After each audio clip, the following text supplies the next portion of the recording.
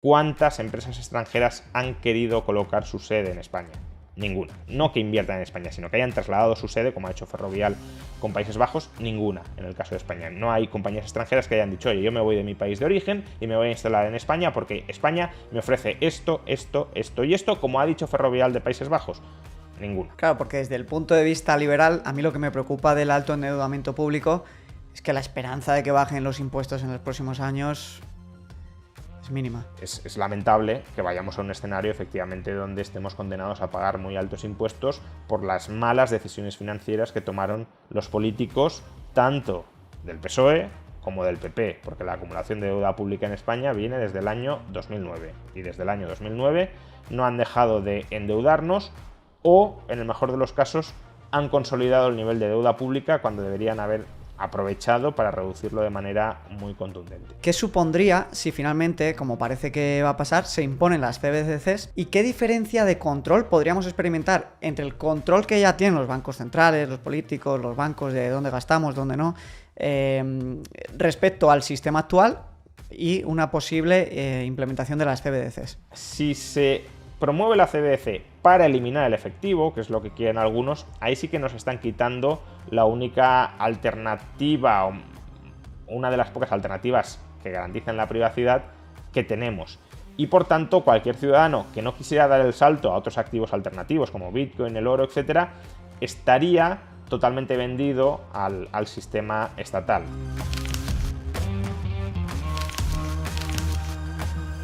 En el episodio de hoy tenemos a Juan Ramón Rayo. La mayoría de vosotros ya le conocéis, pero para los que no tenéis aún el privilegio de hacerlo, Juan Ramón es uno de los mayores intelectuales que hay ahora mismo en España, es un experto en liberalismo, en economía y sabe absolutamente de casi todo lo relacionado con las inversiones. Le hemos traído para que nos cuente un poquito más pues, de la manera que él tiene de entender las finanzas, las inversiones, de gestionar el dinero, de cómo pues, mejorar profesionalmente y para hablar un poquito de la situación económica y política actual. Juan Ramón, muchísimas gracias por estar hoy aquí en Camino al Millón. ¿Qué tal? ¿Cómo estamos? Muchas gracias por la invitación. He de decir que si acaso me considero un poco experto en algunos campos de teoría económica. En finanzas, pues sí, sé en la medida en que afecte a la teoría económica, pero no me considero ni mucho menos un experto inversor, que para eso los hay y muchísimo mejores que se dedican profesionalmente a ello. Bueno, gracias por el apunte. Mira, lo primero que quería empezar comentando es una frase de Warren Buffett y también preguntarte por tus inversiones, porque la mayoría de mi audiencia pues es una amante de las inversiones y le encanta mucho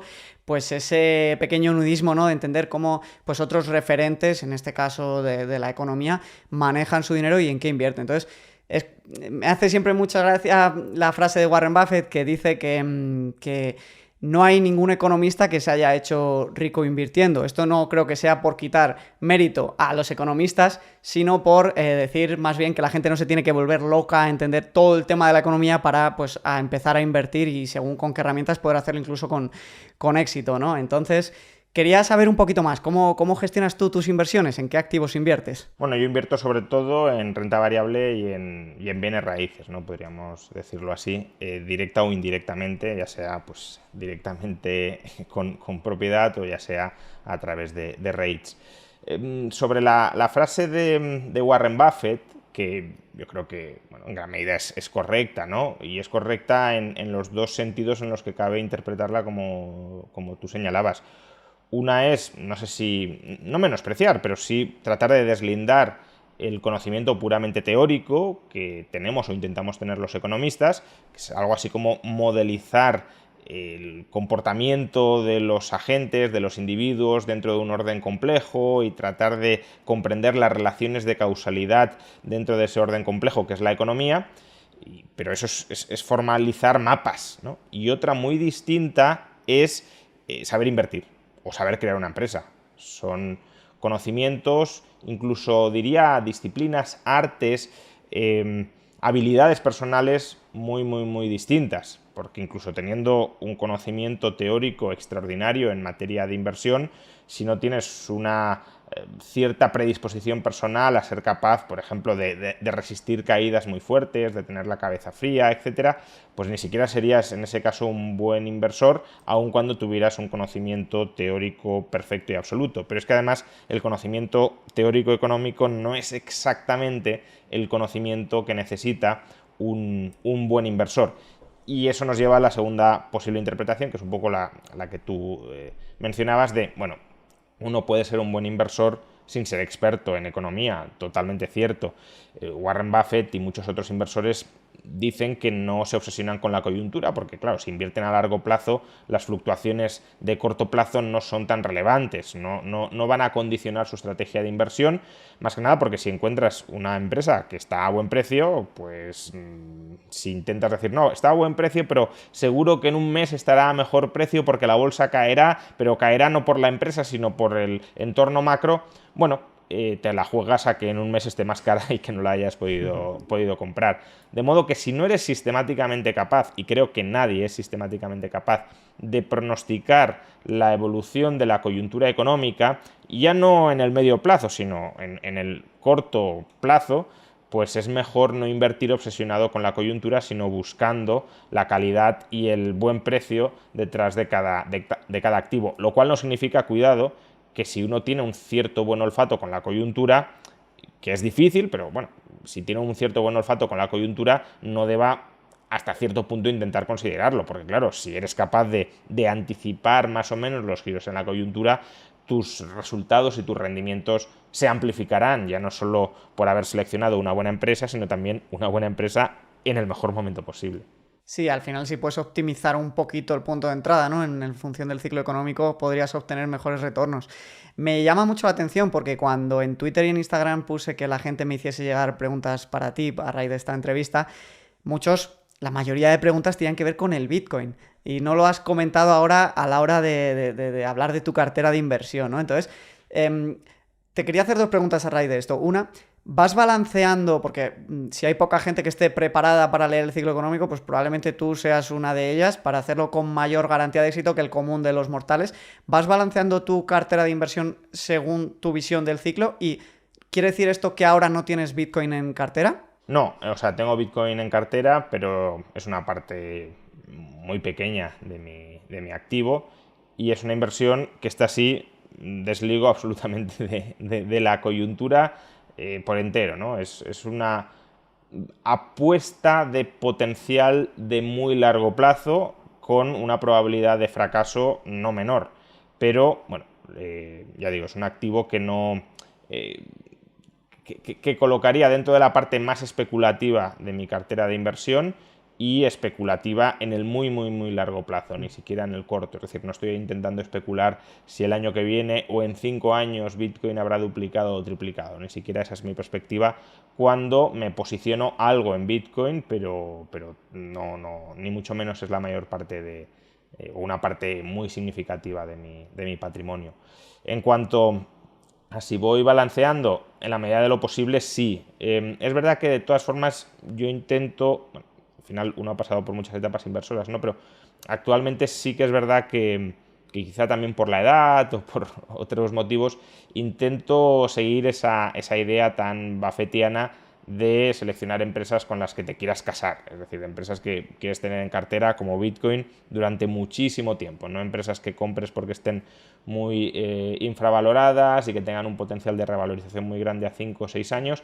No estoy en ese intento de incrementar a través de las plusvalías a corto o medio plazo el valor de mi patrimonio, sino más bien de mantenerlo e incrementarlo con reinversiones derivadas de mi propia cartera de inversiones.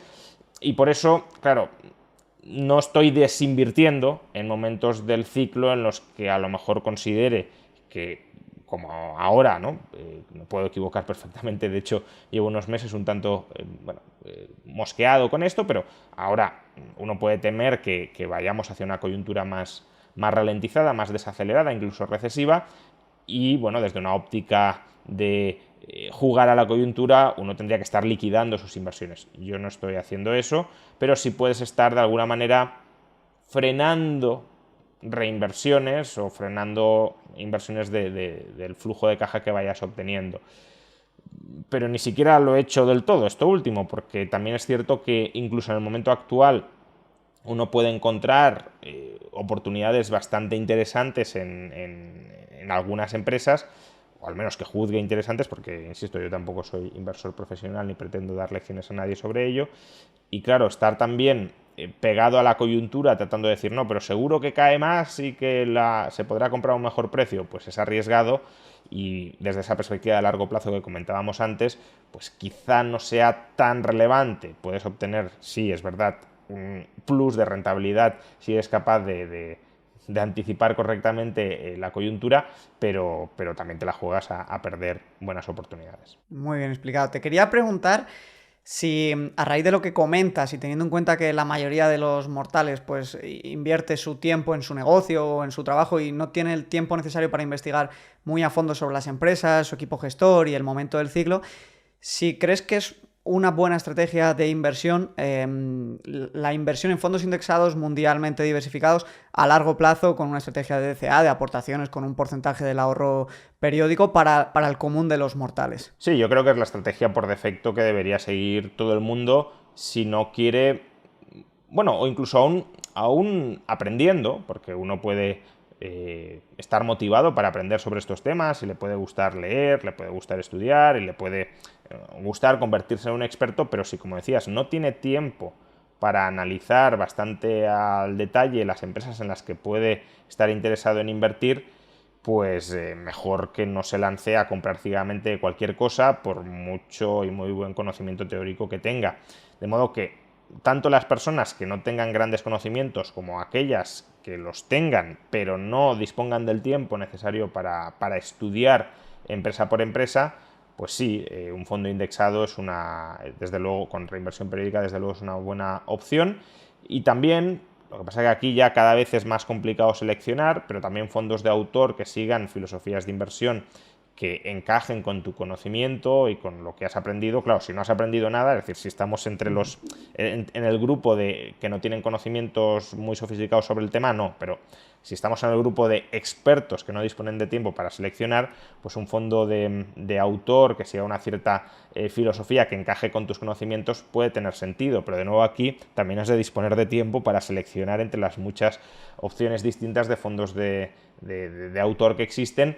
Y claro, al final aquí también pues entramos en un universo que cada vez es más diverso y donde te puedes encontrar fondos muy buenos y fondos muy malos, a pesar de que todos ellos dicen compartir una misma filosofía o estrategia, o al menos las líneas generales. Quería preguntarte por la vivienda, porque comentas que inviertes en vivienda. La mayoría de gente que invierte en vivienda al final pues lo suele hacer principalmente capitalizando el ahorro con su vivienda principal o invirtiendo en alguna vivienda de inversión para alquilar cerquita de donde vive, ¿no? Y en general, pues en España es la manera en la que la inmensa mayoría de gente ahorra.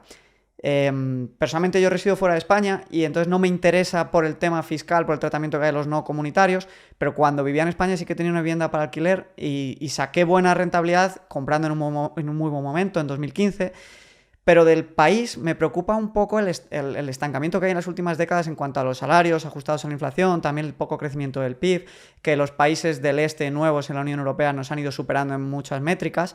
¿Crees que peligra esa futura revalorización de la vivienda española para el ahorrador medio? Bueno, depende de dónde, diría yo, sin ser de nuevo un experto en mercado inmobiliario, porque a veces me da un poco de apuro, ¿no? Contestar ciertas cosas, habiendo tantas otras personas que probablemente tengan otro punto de vista más informado que el mío, pero desde mi punto de vista diría que depende de dónde.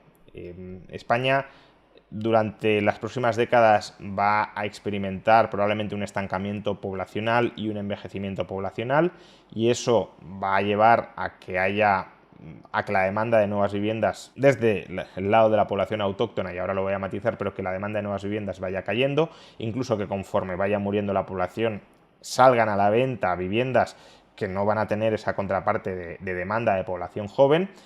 y por tanto, por ese lado, hay una cierta mala perspectiva. Además, como comentas, la congelación o el estancamiento de los salarios, que por tanto también lleva a que la capacidad de pago, ya sea por alquileres o de apalancamiento y por tanto de compraventa, sea una capacidad más limitada o sin potencial para crecer mucho. Sin embargo, estas tendencias que son, digámoslo así, negativas claramente para el mercado inmobiliario español, también se ven contrarrestadas por otras dos contratendencias. Una es la creciente concentración de la población en determinados núcleos urbanos, como son las grandes capitales de provincia o incluso las capitales de comunidades autónomas o incluso algunas grandes ciudades de España que están absorbiendo población. Por ejemplo, se estima que la Comunidad de Madrid, algunos autores estiman que la Comunidad de Madrid a lo largo de los próximos 30 años puede ganar 1 millón de habitantes, aunque en este caso no tanto procedentes del resto de España, sino, y esa es la otra contratendencia que quería mencionar, la inmigración, ¿no? La inmigración además desde determinados puntos geográficos, alguna inmigración de menor poder adquisitivo, otra inmigración como la que está trayendo en parte Madrid de alto poder adquisitivo, y eso, la reubicación geográfica dentro de España y la atracción de inmigrantes, algunos poco cualificados y con sueldos bajos, otros con elevados ingresos, pueden en determinados núcleos urbanos, y probablemente Madrid, por ejemplo, sea uno de ellos, pueden mantener un impulso al alza del precio de la vivienda. Pero claro, en el conjunto de España te puedes encontrar con muchísimas zonas donde el potencial de revalorización de la vivienda sea muy escaso o más bien lo contrario, una tendencia a que caiga.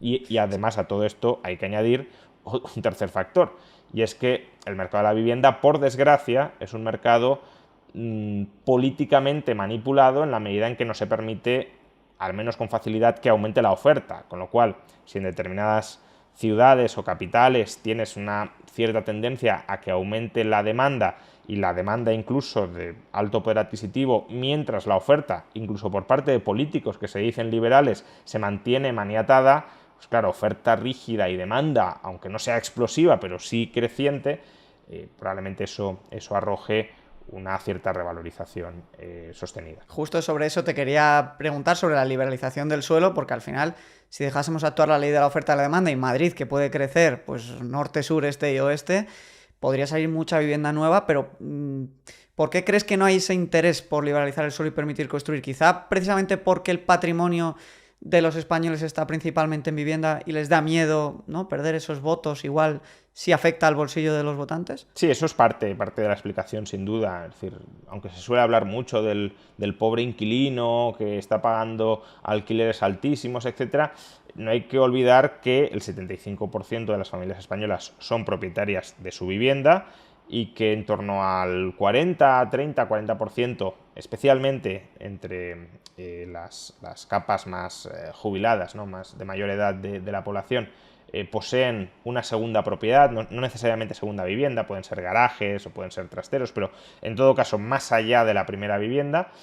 Y claro, si tu patrimonio está sobreexpuesto a lo inmobiliario, a bienes raíces, y desarrollas una política dirigida a hundir, bueno, tampoco hundir, pero sí a reducir significativamente el precio de esos bienes raíces para facilitar la accesibilidad a la vivienda de ese 25% de las familias, que es verdad que en grandes capitales lo están pasando muy mal porque los alquileres están desbocados, pues eso te puede llevar a que algunos de tus votantes se sientan empobrecidos, maltratados, incluso aunque no te culpen a ti como responsable de haber hundido su patrimonio inmobiliario, sí existe un efecto riqueza, que en este caso sería un efecto riqueza negativo de, oye, mi vivienda vale menos, mi segunda vivienda vale menos, y por tanto soy más pobre. ¿Y con quién me he empobrecido? Pues gobernando este partido, que, insisto, a lo mejor no vinculo que su política de liberalización del suelo es lo que ha provocado que mi patrimonio caiga, pero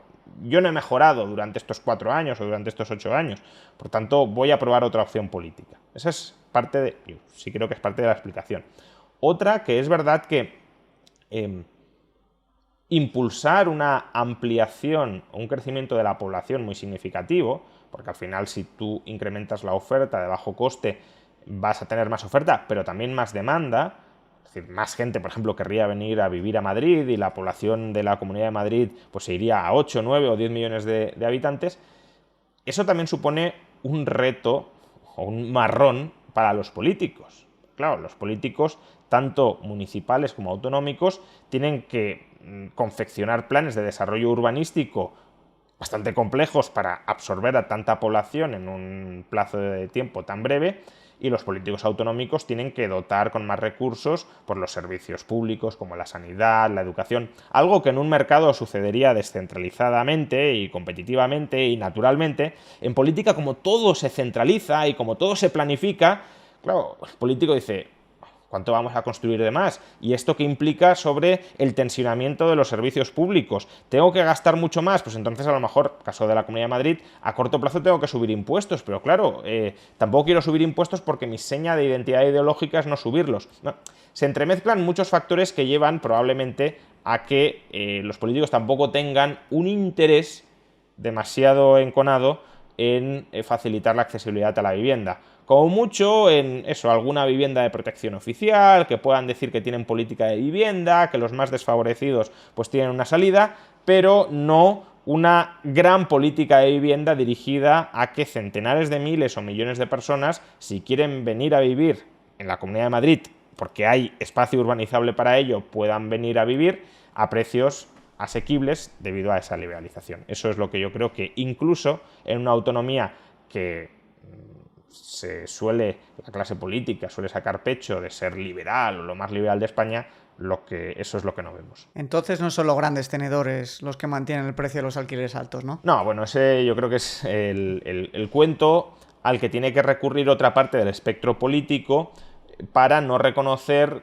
que la solución a los problemas, en este caso el problema de la vivienda, requiere de medidas que son complicadas. Claro que son complicadas, porque habilitar 1 millón o 2 millones de nuevas viviendas en la Comunidad de Madrid, por ejemplo, pues no es sencillo, como mencionaba antes.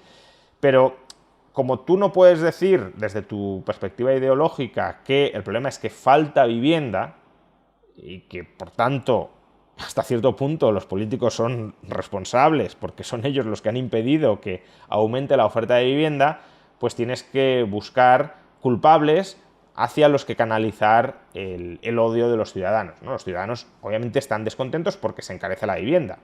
Al menos los ciudadanos que viven de alquiler. Los que son propietarios probablemente estén muy felices de que siga subiendo la vivienda, salvo porque tengan familiares que lo estén pasando mal y demás, o amigos. Pero desde luego quienes están más enfadados son los inquilinos, que ven que sus alquileres están creciendo año tras año. Claro, en lugar de decir: señores inquilinos, nosotros los políticos tenemos gran parte de la responsabilidad en esto, es más fácil decir: no, es que esto son los propietarios de vivienda. Pero claro, en España, como he dicho antes, la propiedad de segunda o tercera residencia está, hombre, no diré que todo el mundo tenga, pero sí está muy extendida. Especialmente entre las personas de más de 65 años, como he mencionado, porque son los que han conseguido capitalizar y ahorrar a lo largo de su vida. Entonces, claro, tampoco puedes decir que un porcentaje muy significativo de la población española son malvados, explotadores, que destrozan la vida de los inquilinos. Entonces, ya no son los pequeños propietarios, sino los grandes propietarios. Y además, si pueden ser grandes propietarios extranjeros, parece que vengan de fuera a robarnos lo que es nuestro, pues todavía mejor. Entonces, claro, si tú canalizas la inquina popular hacia una minoría, que podemos estar hablando a lo mejor de 100 fondos, 1000 empresas inmobiliarias, etcétera, pues claro, que son 100 o 1000 sujetos frente a millones de potenciales votantes contra los que quieres organizar y dirigir contra ellos para que te den a ti tu voto, y teniendo su voto, pues empezar a repartir favores en forma pues de controles de precios que te destruyen el mercado de la vivienda. Pero bueno, Al fin y al cabo, los inquilinos que ya estén alquilando les controlas el precio, los que no estén alquilando no conseguirán alquilar o no con tanta facilidad, pero podrás decir que es culpa de estos señores que son unos insolidarios, les han controlado el precio y están poniendo palos en la rueda de la política de vivienda progresista, etcétera, etcétera. Bueno, el discurso político demagogo de toda la vida. Y terminando con el tema de la vivienda, te quería preguntar, ¿crees que en las próximas elecciones saldrá algún pacto o voluntad política para terminar con el problema de la ocupación? A ver, desde luego parece que las próximas elecciones se van a librar en un tablero político con una agenda de temas entre los que está la ocupación. Parece que los partidos que englobaríamos en la derecha, siendo este un término muy difuso, pero que englobaríamos en la derecha, sí han hecho de la lucha contra la ocupación uno de sus reclamos electorales y, por tanto, creo que sí que puede haber una especie de paquete que acelere la lucha contra la ocupación, pero de nuevo, tampoco aquí nos confundamos. Es decir, el gran problema de la vivienda en España no es la ocupación es un drama para las familias que lo sufren, además es un ataque a la propiedad privada y, por tanto, de alguna manera socava la calidad institucional de un país, como la teoría del graffiti, ¿no? Pues, al final, si tú vas dejando señales o vas haciendo señales de que la propiedad privada no importa en un país, pues esa banalización de la propiedad privada se va extendiendo por muchos ámbitos. Pero, luchando contra la ocupación, el problema de la vivienda va a seguir siendo exactamente el mismo que es ahora. Entonces, cuidado, la ocupación es un problema que hay que solucionar, sin duda alguna, pero no es la gran solución o la solución al problema de la vivienda. Hay que tomar otras medidas, como la liberalización del suelo y la flexibilización de las normas urbanísticas. No solo es un problema de suelo urbanizable, no urbanizable, sino también de categorías del suelo y de requisitos de edificación, para abaratar efectivamente la vivienda. Y ya terminando con el repaso que le estamos pegando a España, quería preguntarte, porque se dice mucho que España es un país de empresas muy muy pequeñas, con 1 o 2 trabajadores o incluso de pequeños autónomos. ¿Qué debería pasar en España para que vengan multinacionales o las empresas que hay puedan escalar y puedan mejorar la calidad de la oferta laboral que hay, con mejores salarios, más competitivos, con mejores planes de carrera, como puede pasar en otros países? Bueno, son dos temas que están vinculados, ¿no? pero que a lo mejor conviene separarlos. Uno es por qué no estamos atrayendo más inversión extranjera, y ahí pues que no es que no estemos atrayendo ninguna, pero desde luego un país ha de aspirar a atraer muchísima más, sobre todo si quiere importar tecnología y capital extranjero de alta calidad que permite incrementar la productividad dentro de España, que es lo que no ha sucedido durante los últimos 20 años. Y ahí, claro, España tiene que ofrecer algo que no ofrezca al resto del mundo. Y claro, no tenemos nada que ahora mismo nos vuelva especialmente atractivos. No tenemos, no sé, una energía barata, no tenemos una fiscalidad comparativamente más atractiva que la de otros países de nuestro entorno, tampoco muchísimo peor, pero desde luego no significativamente mejor. Quizá podemos tener hasta cierto punto mejores infraestructuras, pero no mejores infraestructuras para las empresas, porque, por ejemplo, la red de transporte de mercancías por ferrocarril está absolutamente subdesarrollada frente a Europa. Tampoco tenemos un sistema educativo top que forme a excelentes, extraordinarios estudiantes adaptados a las necesidades de las empresas del país. Entonces, al final, quizá lo único que tenemos es unos salarios mediocres en relación a una productividad que también es mediocre comparada con la de Europa, pero quizá no tan mediocre. Es decir, que hay un cierto diferencial positivo, o el coste laboral unitario, por decirlo en términos más técnicos, es algo más bajo que en el resto de economías desarrolladas, y eso nos permite atraer algo de inversión extranjera, pero ya está. Es decir, inversión extranjera que busque sueldos bajos o sueldos comparativamente bajos, no inversión extranjera que busque y aspire a generar alta productividad. Eso en cuanto a por qué no atraemos más, ¿no? Lo de Ferrovial, dicho sea de paso, ¿no? Creo que fue Luis Garicano que se preguntó, oye, el problema ya no es que Ferrovial se marche de España, es cuántas empresas extranjeras han querido colocar su sede en España. Ninguna. no que inviertan en España, sino que hayan trasladado su sede, como ha hecho Ferrovial con Países Bajos, ninguna en el caso de España. No hay compañías extranjeras que hayan dicho, oye, yo me voy de mi país de origen y me voy a instalar en España porque España me ofrece esto, esto, esto y esto, como ha dicho Ferrovial de Países Bajos. Ninguna.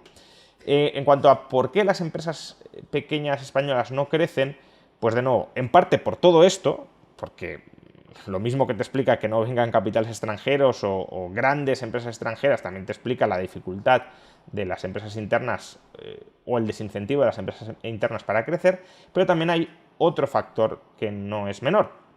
Y es, en España hay mucha carga regulatoria, lo sabemos, y hay carga regulatoria que de alguna manera pretende ayudar a las pymes.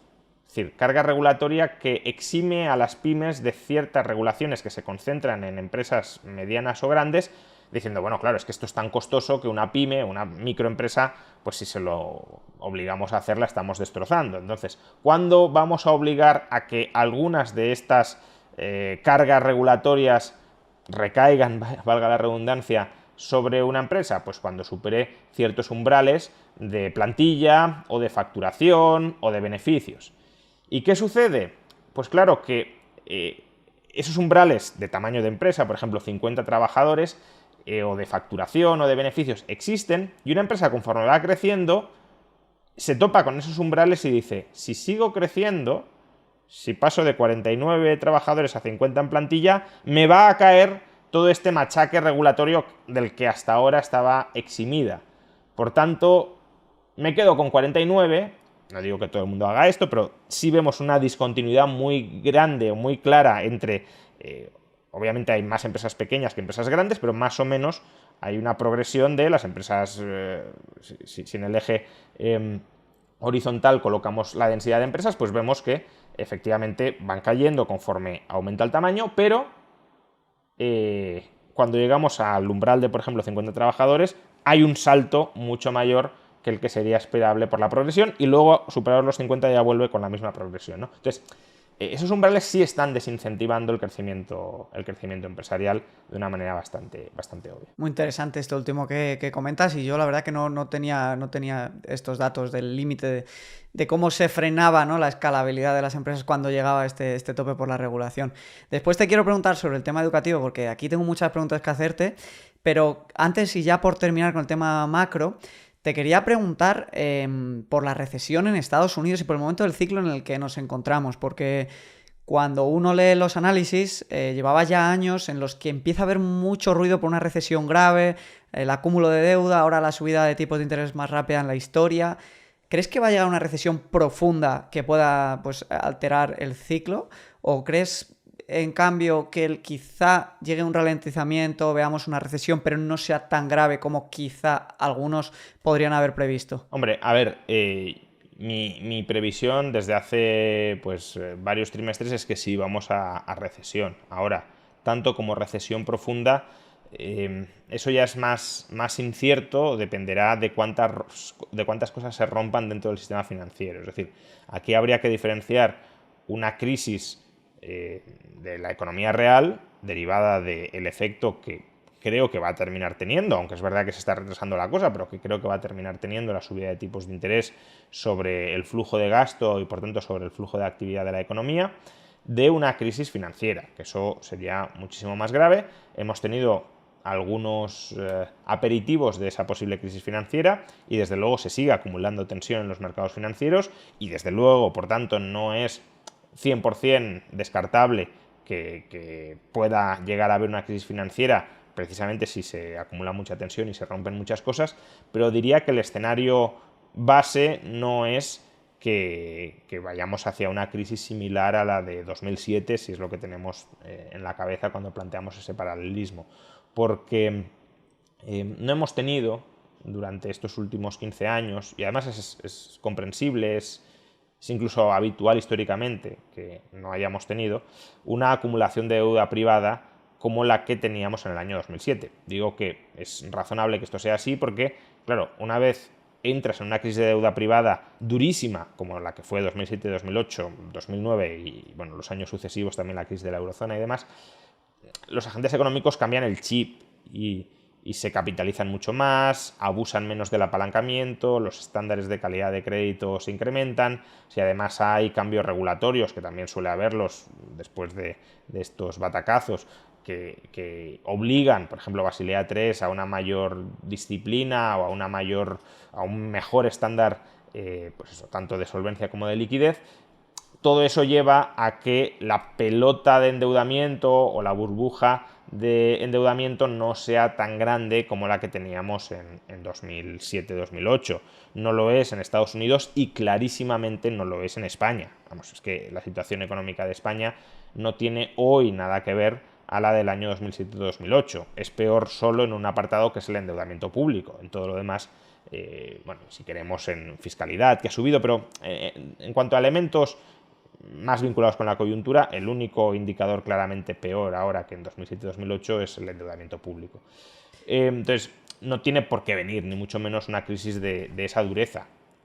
Ahora, claro, si te quiebra el sistema financiero por una crisis de liquidez generalizada o si empezamos a ver rebrotes de crisis de solvencia, por ejemplo, en la inversión en hipotecas comerciales en Estados Unidos, que es uno de los puntos potencialmente calientes que se suele mencionar, pues bueno, a partir de ahí es relativamente imprevisible que puede suceder, pero aún así, ya digo, la magnitud de la burbuja de activos y del endeudamiento privado que teníamos en 2007-2008 no lo tenemos ahora, especialmente en España, diría yo.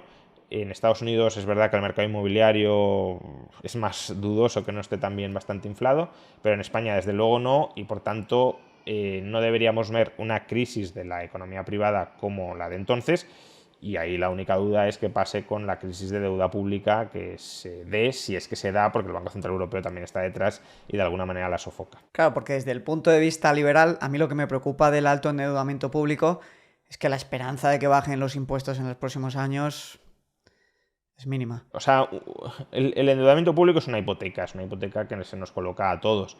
Y una hipoteca significa que pues vas a tener que pagar más y probablemente recibir, en este caso, peores prestaciones. Es decir, no va a haber en España una bajada muy notable de impuestos. Desde una perspectiva liberal esto es deplorable, pero creo que es el escenario más realista. Pero tampoco pensemos que va a haber un hiperdesarrollo del estado de bienestar en España durante los próximos años. Eso a los liberales nos puede dar más o menos igual, aunque también es cierto que dices, hombre, con todos los impuestos que pago, encima que al menos que me ofrezcan algo más o menos de calidad, no que me toque pagar una millonada, por decirlo en términos un poco hiperbólicos, y que luego me ofrezcan unos servicios públicos deplorables, ya sea sanidad, educación, pensiones, pero que haya una cierta correspondencia entre ambos. Pero bueno, sí que es cierto que el objetivo de un liberal no es incrementar el tamaño del estado de bienestar, sí de un socialdemócrata, pero también el socialdemócrata, si es realista, debería aceptar que con los niveles de deuda pública que tenemos tampoco vamos a ver esa explosión o ese hiperdesarrollo del estado de bienestar. De hecho, incluso el Partido Popular ha deslizado en más de una ocasión que sí, que pretende bajar algún impuesto, quizá eliminar el impuesto a las grandes fortunas, deflactar una parte del IRPF, bueno, alguna cosilla quizá haya, pero en general lo que han vendido es que lo que debemos esperar es no subidas de impuestos, no bajadas, sino mantenimiento más o menos de lo que hay. Que cuidado, no es que sea poco, sobre todo si la trayectoria puede ser a seguir subiendo impuestos, pues mejor que dejen las cosas como están. Y también he de decir que prefiero que digan la verdad a que nos engañen como nos engañó el PP en el año 2011 diciendo que iban a bajar los impuestos justo antes de aplicar la mayor subida de impuestos de la historia democrática de España. Bueno, pues es lamentable que vayamos a un escenario efectivamente donde estemos condenados a pagar muy altos impuestos por las malas decisiones financieras que tomaron los políticos, tanto del PSOE como del PP, porque la acumulación de deuda pública en España viene desde el año 2009 y desde el año 2009 no han dejado de endeudarnos o, en el mejor de los casos, han consolidado el nivel de deuda pública cuando deberían haber aprovechado para reducirlo de manera muy contundente. Respecto a lo que comentábamos antes de la educación y de la importancia, ¿no?, de salir bien formado como profesional, Me gusta muchísimo el enfoque en el que te estás implicando, ¿no? Porque ahora estás iniciando un nuevo proyecto educativo en el que estás como decano de una nueva universidad, de la Universidad de las Hespérides, y yo creo que es vital dedicar pues muchísimo tiempo de una persona, incluso de su tiempo libre cuando ya es profesional, a formarse, a mejorar como profesional, ¿no? Al final, volviendo a citar a Warren Buffett, con lo que más de acuerdo estoy con él, y estoy de acuerdo en muchas cosas, que dice que la mejor inversión que uno puede hacer siempre es uno mismo, porque tiene el mejor retorno independientemente del momento del ciclo económico,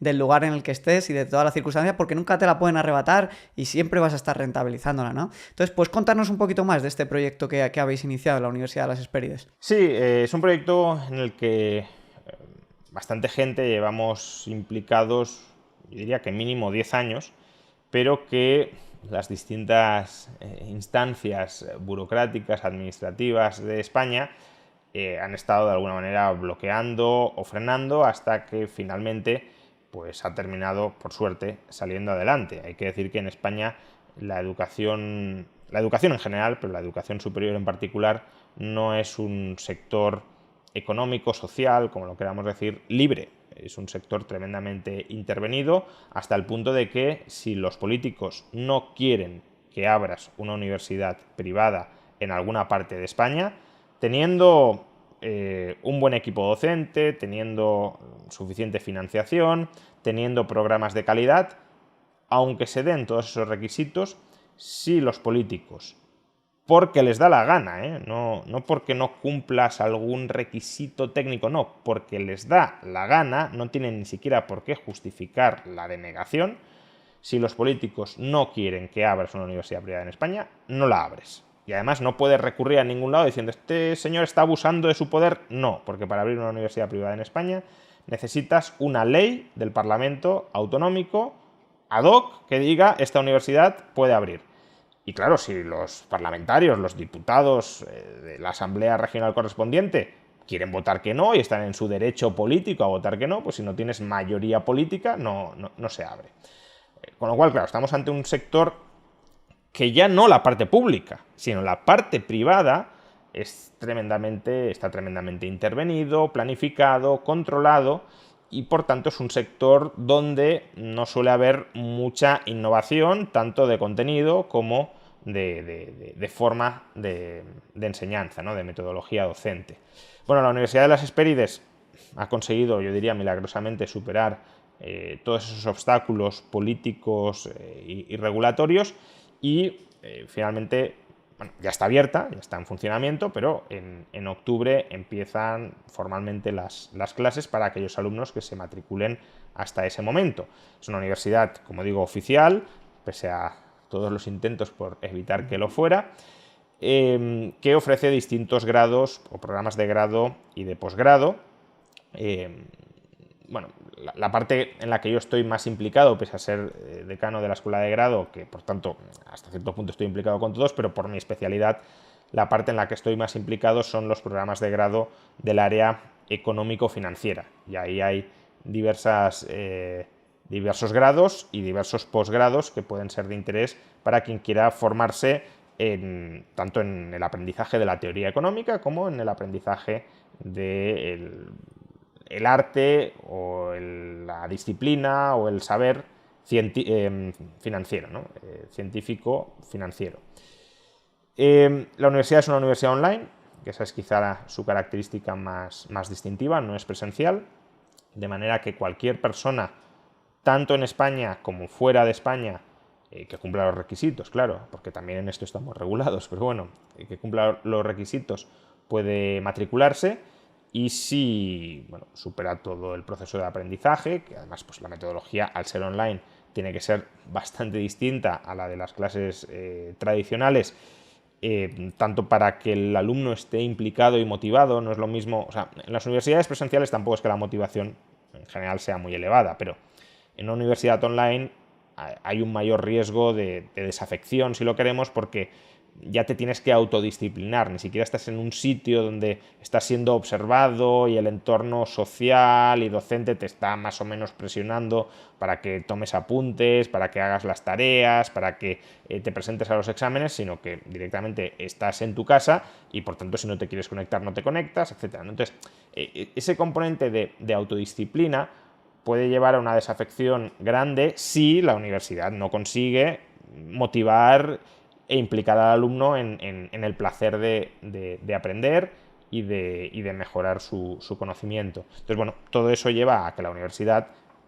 prueba y error, aquí no ni creemos haber dado con la tecla definitiva, ni a buen seguro pretendemos mantener lo que vayamos a hacer en octubre sine die, porque será un proceso iterativo. Probaremos y lo que funcione lo promoveremos y lo que no funcione lo rectificaremos. Pero con ese deseo y con esa perspectiva de ir mejorando continuamente, porque, primero, siendo universidad privada, algo más expuestos al mercado que una universidad pública si estamos, y segundo, porque venimos de una tradición de pensamiento donde la empresarialidad y la iteración dentro de la empresa, la prueba, error, aprendizaje y sometimiento a las necesidades del mercado, en este caso de los estudiantes y de las empresas que demandan esos perfiles profesionales, pues lo tenemos muy mentalizado, ¿no? Estamos muy mentalizados con ello y por tanto trataremos de aportar esa óptica o ese enfoque a la nueva universidad. Algo que me gusta mucho cuando he visto los profesores de algunos de vuestros posgrados, sobre todo en finanzas, en inversión, que al final a mí es lo que más me interesa, es que he encontrado a compañeros como Carlos Santiso, que gestiona un fondo de inversión con decenas de millones en él, y quería preguntarte, porque yo solo de ver esto ya me imagino un poco por dónde vais, ¿no? Intentar conectar más la empresa con la universidad. Yo por lo menos es algo que echaba muchísimo de menos cuando estudiaba y quería preguntarte cuál es el enfoque que le vais a dar para intentar subir esa tasa de éxito, ¿no? Porque al final toda empresa con todo cliente tienen que intentar medir su satisfacción, ¿no? Entonces estoy seguro que vosotros lo vais a intentar de esta manera. ¿Cómo vais a intentar, ¿no? Mejorar ese sentimiento de fracaso que la gente tiene hoy en día cuando entra a la universidad y sale pues con un trabajo muy precario, o sale o está en tercero o cuarto de curso del grado y no sabe ni de qué opciones hay de trabajar ni cuáles son sus sueldos?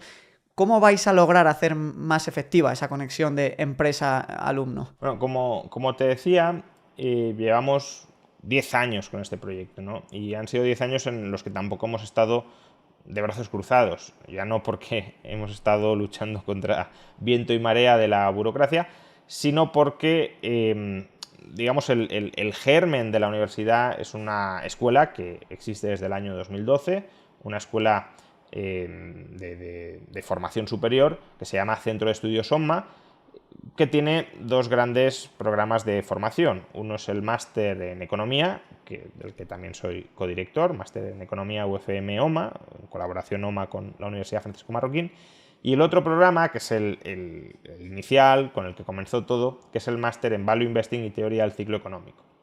Entonces, este máster, de nuevo, como te decía, por esta visión de iteración, tratando de corregir errores y de mejorar continuamente, este programa ha sufrido una mutación brutal desde la primera edición de 2012 a la edición actual, que será pues la 22ª o 23ª.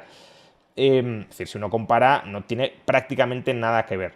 Pero al margen de que hayamos ido mejorando claramente el producto para volverlo más útil y más conveniente para el estudiante, desde la primera edición sí teníamos muy claro que queríamos motivar y proporcionar a los estudiantes las herramientas para que, o bien en una empresa, o bien lanzando ellos su propia empresa, pudieran tener éxito en el mercado. Y de esa primera edición pues han salido, no sé, estudiantes tan exitosos profesionalmente hoy en día como por ejemplo José Luis Benito y su fondo True Value, ¿no? Que ellos empezaron, bueno, obviamente no fue el único conocimiento que adquirieron, pero una de las formaciones en las que aprendieron inicialmente, o aprendió José Luis Benito, fue el máster de Value Investing de OMA.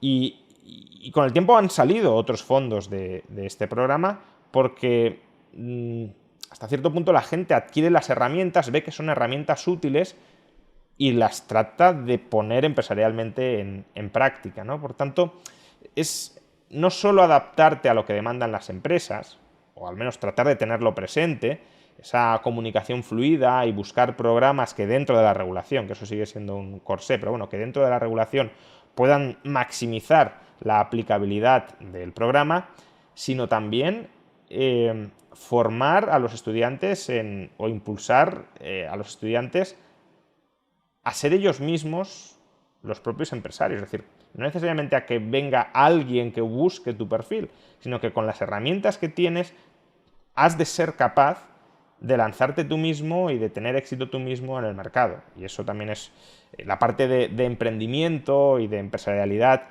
Hay varios grados al respecto, no solo el tradicional de administración de empresas, que es casi más gerencial o administrativo, ¿no? Sino el grado de emprendimiento, por ejemplo, de, oye, voy a crear mi propia empresa y va a ser un producto de mercado exitoso, pues ese enfoque también va a permear el resto de grados para que no formemos ni funcionarios ni funcionarios dentro del sector privado, sino fundamentalmente empresarios. Es muy interesante porque al final lo más importante es aprender de alguien que está actualizado y que tiene esos conocimientos para dártelos no de hace 30 años, sino de ahora, ¿no? Y pues si te tienen a ti como decano y a los otros compañeros que he visto que imparten los cursos, estoy seguro que lo van a tener. Así que animo a todo el mundo que le eche un vistazo al link que tienen aquí abajo en la descripción, lo van a encontrar.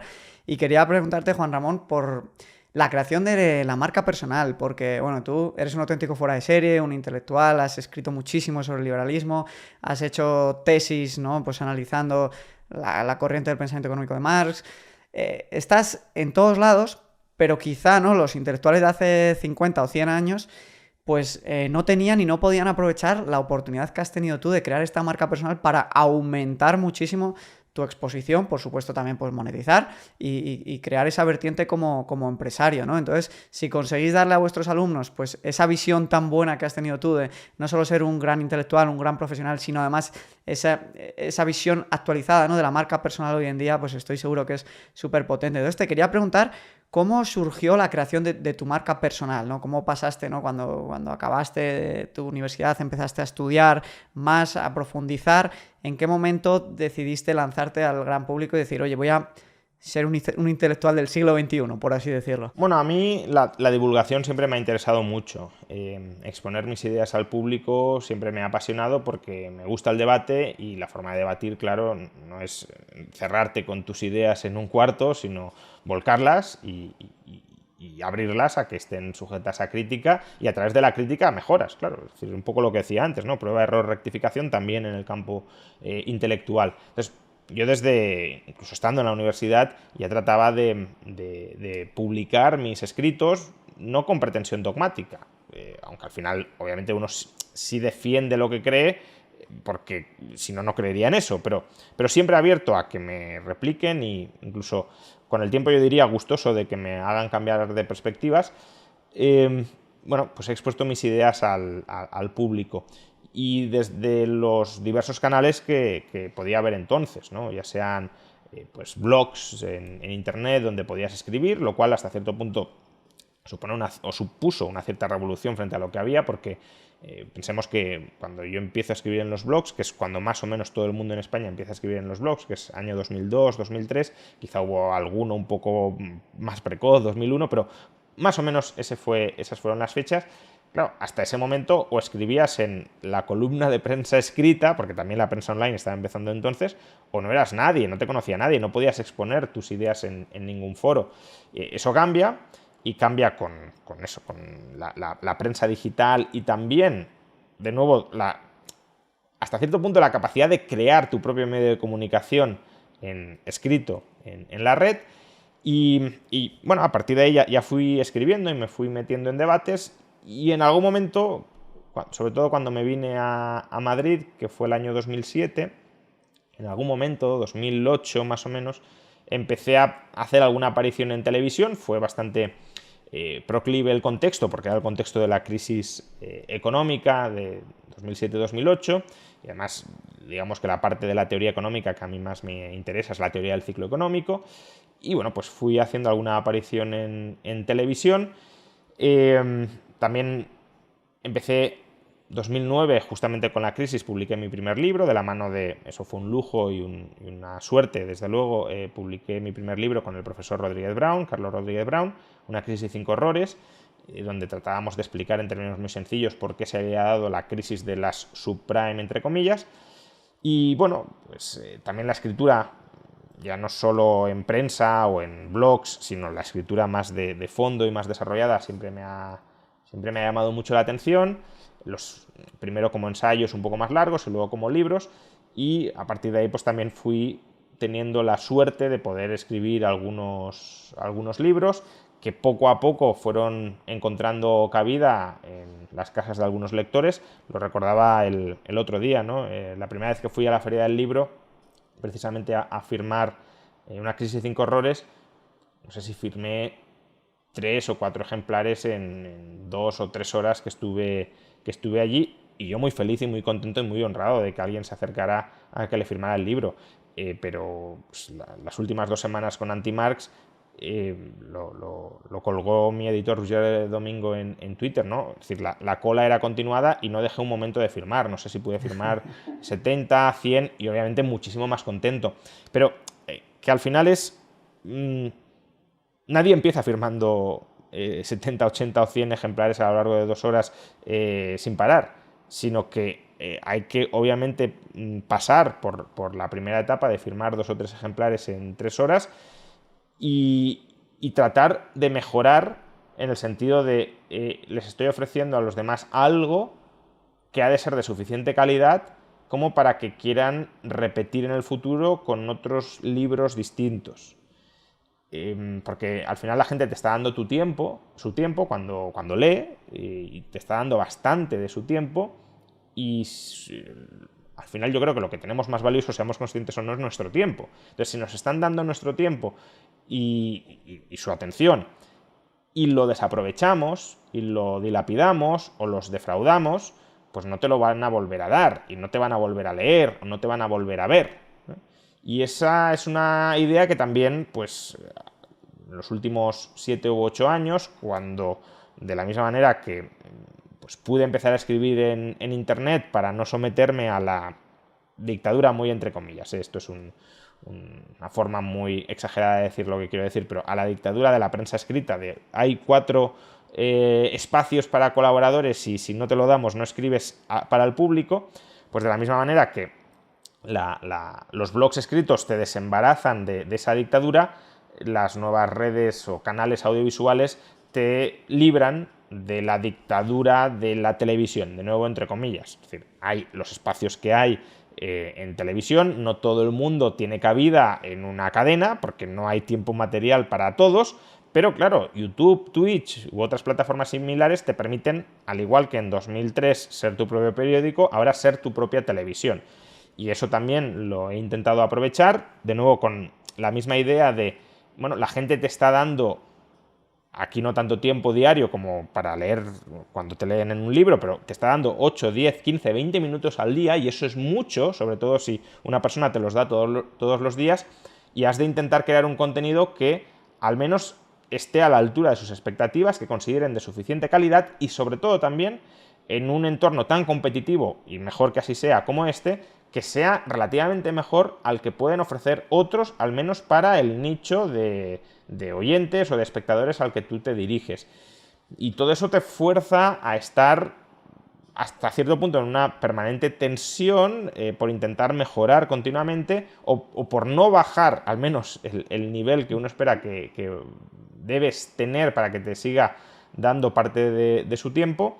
Y bueno, pues todo eso, hasta cierto punto, es lo que podríamos llamar lo que tú llamas marca personal. Es decir, que haya una cierta reputación o una cierta expectativa de que lo que una persona va a encontrar contigo cuando te regala o te da parte de su tiempo va a ser de suficiente calidad como para que te lo quiera seguir dando. Súper interesante, la verdad. Me gustaría repreguntarte 50 cosas sobre esto y ahondar más en cómo has vivido todo este salto que ha tenido que ser increíble, pero hay que valorar el tiempo, que como has dicho es lo más valioso, así que vamos a seguir. Y quería preguntarte por una cosa que no quiero quedarme sin preguntarte y que muchísima gente no termina de entender, y es ¿qué supondría si finalmente, como parece que va a pasar, se imponen las CBCCs ¿Y qué diferencia de control podríamos experimentar entre el control que ya tienen los bancos centrales, los políticos, los bancos de dónde gastamos, dónde no, respecto al sistema actual y una posible implementación de las CBDCs? Bueno, a ver, depende cómo se implementen las CBDCs, ¿no?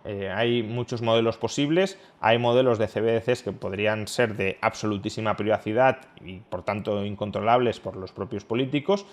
El único compromiso que habría ahí es que el Banco Central se compromete a estabilizar su valor, pues como si estabiliza el valor de cualquier otro activo, pues podría estabilizar el valor de esa CBDC que no controla, ¿no? Pero hay otros modelos de control prácticamente absoluto por parte del Banco Central. Y por desgracia parece que nos acercamos o nos aproximamos, o lo que de alguna manera se quiere impulsar o promover son esos modelos de control político bastante reforzado.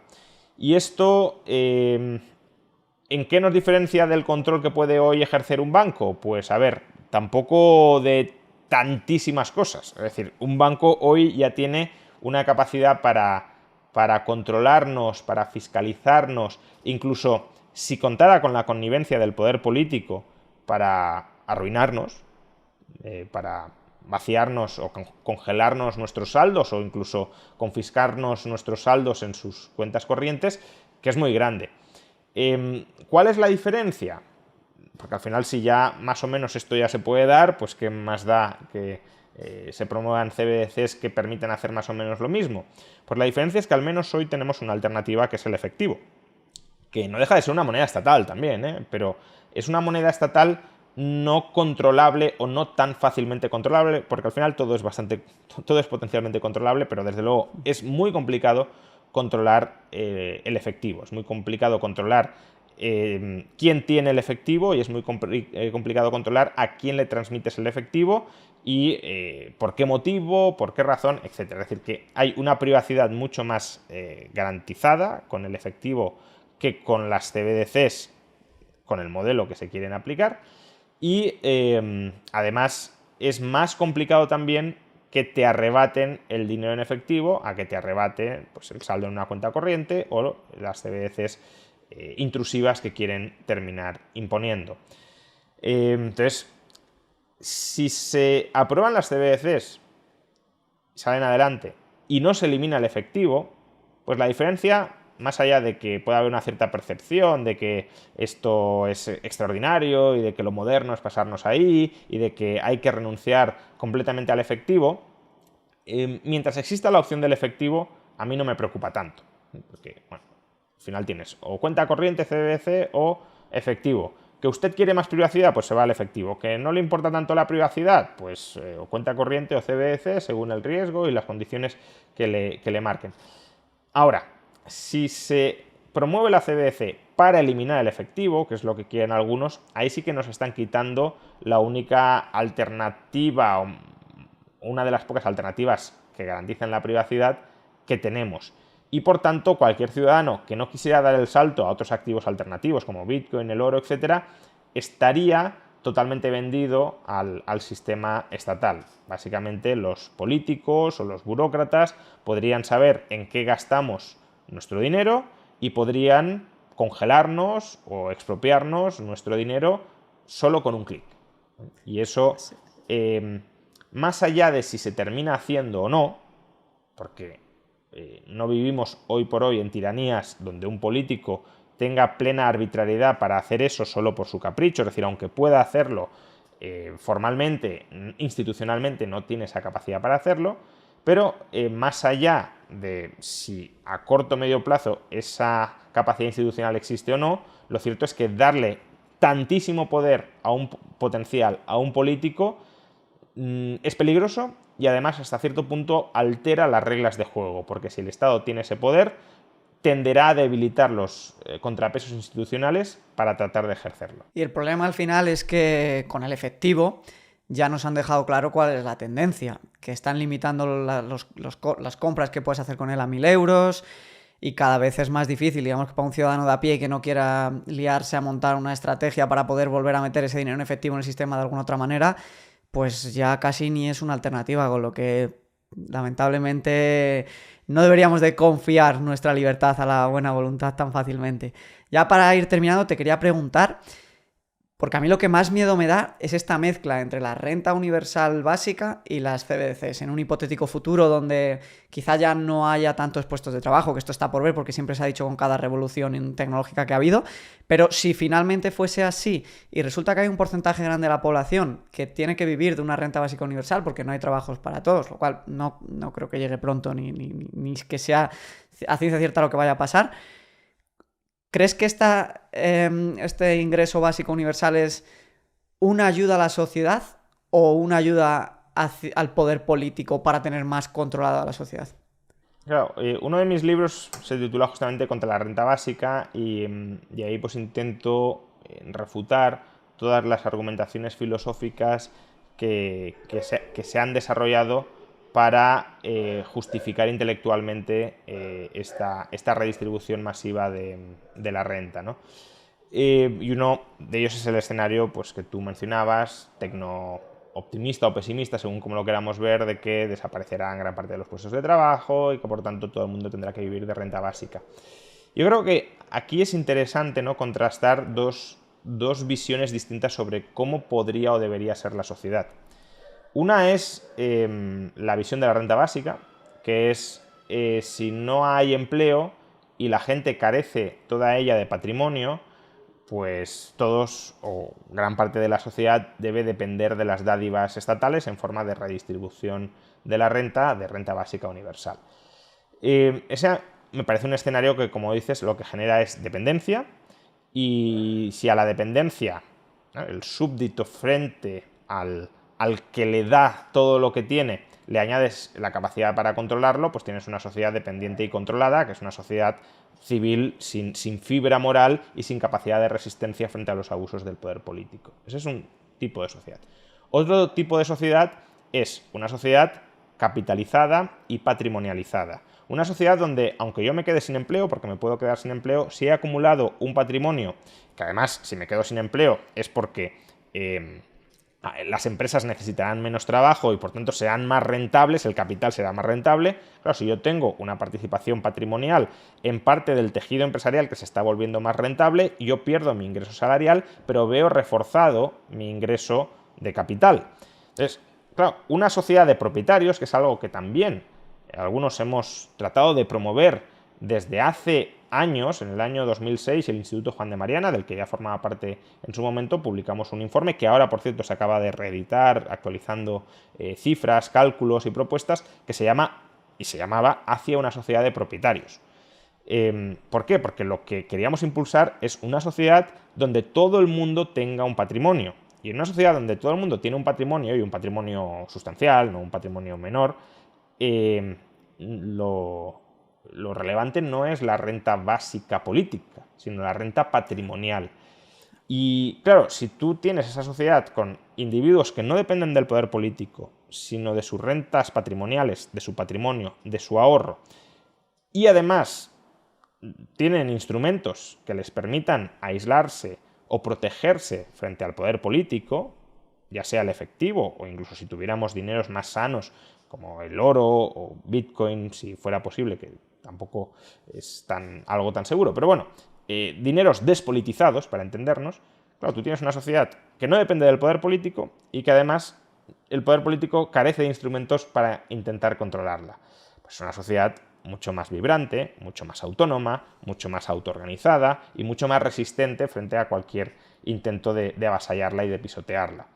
Pero no vamos hacia esa dirección, y los políticos, si fueran de verdad bien intencionados, podrían intentar, no digo conseguir, porque también al final uno se mueve por horizontes algo utópicos, pero podrían intentar orientar la sociedad actual para que se pareciera más a este segundo tipo de sociedad que he descrito, alejándonos del primer tipo de sociedad zombificada que he descrito inicialmente. Y sin embargo, los políticos se están esforzando por que cada vez nos parezcamos más a esa sociedad descapitalizada y controlada y dependiente de las dádivas del poder político de turno para tenernos controlados y sojuzgados. Totalmente de acuerdo. Yo al final lo que siempre intento recalcar en mis vídeos, especialmente cuando analizamos un poco el declive potencial de la clase media, ¿no?, y esta posible futura sociedad tecnológica, es que estamos en una carrera por el control del capital de las empresas. Entonces, que la gente debería intentar invertir yo siempre recomiendo los fondos indexados porque creo que es la manera más sencilla de acceder al capital. Porque si al final eres dueño de estas empresas, esa futura revolución tecnológica, te vas a beneficiar de ella, vas a ser partícipe y tendrás algo que decir o como mínimo que beneficiarte. Entonces, creo que si el ciudadano medio no tiene mucho que hacer, esto es lo más importante que puede hacer, junto con formarse e intentar aumentar los ingresos en ese sentido. Formativamente, si pudiéramos, el consejo que daríamos es, oye, no te especialices solo en una rama del conocimiento, sino ten bastante conocimiento de muchas ramas por si alguna de ellas desaparece, que te puedas dedicar a otras opciones. Eso no es factible porque una persona no puede ser especialista en todo, por definición, ¿no? Si te especializas en todo, al final eres un generalista, no un especialista. Pero bueno, lo ideal, si pudiera ser, es ser experto en todo y por tanto ser, entre comillas, especialista en todo, para protegerte frente a cualquier cambio en la cualificación profesional que se exija en una economía. Pero bueno, si bien esto es imposible, lo que sí es posible es tener exposición económica a sectores muy distintos al tuyo. Y si no puedes tener una exposición económica laboral, porque tu capital humano no puede abarcarlo todo, sí puedes tener una exposición económica financiera a sectores muy diversos. Por tanto, por ejemplo, en mi cartera de inversiones, ¿tiene sentido desde una óptica de diversificación que yo invierta en el sector educativo? No, no tiene ninguno. Porque si el sector educativo desaparece, tal como lo entendemos hoy, gran parte de mis ingresos van a desaparecer, porque yo me dedico en parte a ser profesor, y si estoy invertido en el sector educativo, pues el capital que haya inmovilizado en él también va a desaparecer. Ahora, si yo invierto en, no sé, industria química y no tengo ni idea de industria química en cuanto a conocimiento profesional, o en automovilísticas, pues aunque desaparezca el sector educativo, esa renta, si no desaparecen los otros, claro, pero salvo que presupongamos que todos van a desaparecer, lo cual sería bastante absurdo, pues los ingresos que pueda lograr de ellos van a servirme de contrapeso a las pérdidas que he experimentado en él, ¿no? Entonces, desde una óptica diversificadora, deberíamos impulsar que ya que no podemos tener rentas salariales diversificadas en múltiples sectores, sí renta salarial en un sector y rentas del capital diversificadas entre sectores. Totalmente de acuerdo. Ya para terminar, Juan Ramón, te quiero hacer unas preguntas que me tienes que contestar lo más rápido posible, porque sé que no tenemos tiempo y de la manera, aunque te gustase profundizar, intenta ser lo más breve posible, que son preguntas que me ha dejado la audiencia para ti. Entonces, la primera de ellas es que has escrito más de 10 libros, eres profesor en distintas universidades, das un montón de conferencias, tienes unas redes sociales con casi 1 millón de seguidores en su totalidad y publicas prácticamente a diario. Entonces, hay gente que me pregunta si eres un superhombre y que cómo te organizas para que te dé tiempo a todo a diario. Bueno, a ver, al final uno sí que termina siendo algo eficiente en esos procesos porque al hacerlos mucho pues vas ganando rapidez. Pero bueno, también hay que darse cuenta de que muchas de las cosas que hago son muy complementarias, con lo cual lo que haces en un ámbito te sirve de realimentación positiva para otros ámbitos y eso es lo que te permite sacar producción en distintos formatos y con un contenido ligeramente distinto, pero que es bastante complementario. Es decir, yo no saco artículos, no sé, de física o de química porque son campos de mi saber que se me escapan totalmente, ¿no? Yo me mantengo dentro del campo de la economía, de las finanzas, de la política, de la filosofía, más o menos, pero intento no salirme de ahí, pero combinar todo el conocimiento que tengo y el nuevo que genero y el nuevo que aprendo, pues a aplicarlo a campos distintos y eso también me da realimentación para seguir intentando mejorar. ¿Cómo es tu rutina diaria? ¿A qué hora te levantas? ¿Qué haces? Me levanto no muy temprano por la mañana, intento pues más o menos estar al día de la prensa, que eso no siempre es recomendable, pero bueno, es otro debate, de más o menos la actualidad de buena mañana y luego o bien tengo clase, que no suele ser el caso, suelo tenerlas por la tarde, o bien pues me dedico a escribir el artículo correspondiente del día y también a grabar el vídeo de YouTube si ese día subo contenido, que intento subirlo diariamente. ¿Y de todo esto que haces, qué es lo que más disfrutas? ¿Escribir, aparecer en debates, crear contenido? Diría que desde una perspectiva más general y largo plazo, escribir libros. Lo que pasa que es quizá la parte que tiene un menor alcance en sociedad, porque claro, los libros pues se leen mucho menos que los artículos y los artículos mucho menos que los vídeos, ¿no? Entonces se trata un poco de combinar todas ellas para que tampoco ninguna quede especialmente coja. Si solo me dedicara a escribir libros, de alguna manera me faltaría la capacidad de llegar a un público más amplio. Esta no me la han puesto, pero la voy a improvisar sobre la marcha. Igual que te has planteado crear una nueva universidad, ¿te gustaría el proyecto de poder diseñar un nuevo país? Un nuevo país, no me considero tan constructivista, ¿no? Como mucho querría diseñar pues una comunidad de vecinos o una pequeña urbanización que pueda ser funcional, pero un país no creo, no sé si nadie, pero vamos, no creo que nadie sea capaz de diseñar un país desde arriba. Las buenas sociedades emergen desde abajo y en todo caso lo que sí necesitan esas buenas sociedades para emerger son reglas claras, sencillas y que posibiliten la cooperación entre las personas, ¿no? Entonces, el diseño institucional lo dejo más para la microescala de, bueno, pues, oye, en este barrio convivimos puerta con puerta a estas personas, hemos de convivir puerta con puerta a estas personas, busquemos formas de en ese entorno maximizar el bienestar y la convivencia, pero una vez ya vas más allá de esa microescala, para todo lo demás lo que necesitas son reglas impersonales y que la gente conforme su propia sociedad en su entorno y en su ámbito de vida, respetando las sociedades que conformen otros en su propio ámbito de vida. Una pregunta que se ha repetido es si te habías planteado marcharte de España a un país más liberal y con menos impuestos. No creo que lo haga por raíces personales y hasta cierto punto profesionales, aunque las profesionales, como podéis imaginar, tampoco son tan marcadas, dado que bueno, pues, la universidad es online, YouTube también es online, por lo tanto, perfectamente podría seguir haciendo prácticamente todo lo que hago desde fuera, pero bueno, las raíces personales en este caso sí pesan más. Y ya para terminar, nos preguntan ¿qué bloque crees que ganará en las próximas elecciones? ¿El popurrí de izquierdas o el bloque de derechas? Bueno, yo también diría o el popurrí de derechas, ¿no? Porque bueno, ahí también hay mucha cosa. Pero, a ver, no lo sé, no tengo más información que la que se desprende de las encuestas y de las recientes elecciones autonómicas y municipales. Entonces, mi expectativa, con la información que tengo, que ya veremos, claro, al final uno siempre está revisando la nueva información para incorporarla en cambios de expectativas, pero la expectativa es que gane el bloque de la derecha, pues eso, PP, Vox, y que previsiblemente tenga capacidad de gobernar, pero no lo sé, veremos qué termina ocurriendo. Obviamente son expectativas sobre información que puede quedar caducada.